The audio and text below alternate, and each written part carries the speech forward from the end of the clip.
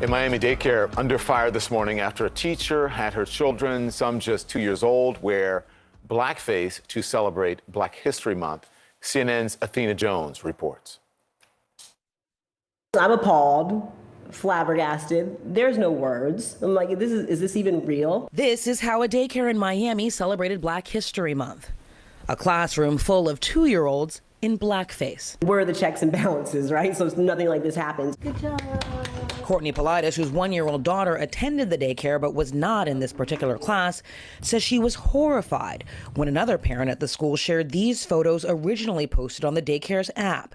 They have since been removed. I get a phone call from a close mom friend whose child also goes to this school. And she's like, oh my gosh, you won't believe what they've done in our child's class. Like, I'm sickened right now. I'm completely, there's no words. And I'm like, well, tell me. She's like, well, they painted all the children's face, blackface, and sent messages out saying Happy Black History Month.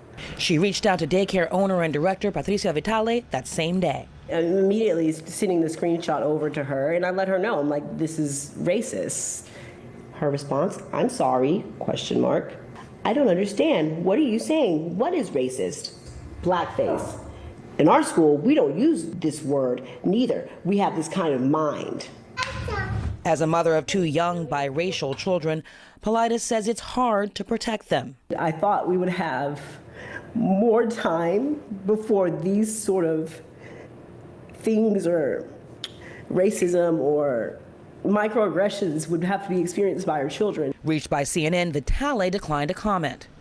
But in a message sent to parents the day of the incident, Vitale wrote, "We have received a comment from one of our parents regarding the activity that was done in a teacher's class for the Black History Month. We have not intended to offend anyone, and we're very sorry about any inconvenience." The following Monday, Vitale sent another message about improving the training of daycare staff. Following the Black History Month incident, we wanted to let all the parents know that we met Friday afternoon with all the teachers and staff.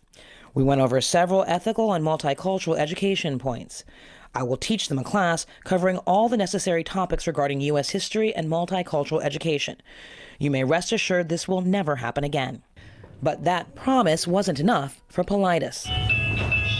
She's pulled her 2 children out of 2 separate branches of the Studio Kids daycare and is looking for another child care provider. Bottom line is we can't trust them with our children. And that's the thing that's most concerning to Courtney Politis, that she can't trust these administrators to take care of and educate her children. And she said, I understand that teachers have the freedom to create activities for the class, but there are so many other ways you could have celebrated Black History Month.